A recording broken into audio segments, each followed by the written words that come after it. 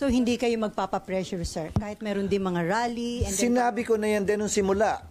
Sino mang pabor sa impeachment o kontra sa impeachment, sino mang pabor kay VP Sara o kontra sa kanya, hindi ko papakinggan.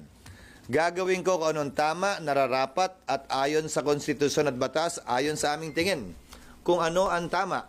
Hindi porkit pabor sila sa impeachment at ayaw nila kay VP Sara at gusto nilang matanggal si VP Sara, mamadali na namin at susundin namin sila.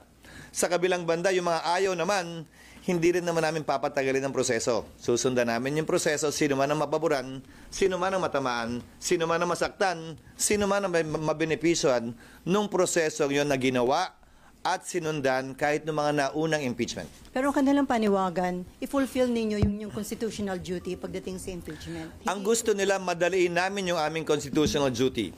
Gagampanan namin yun, pero hindi sa oras na gusto nila porkit nagmamadali sila.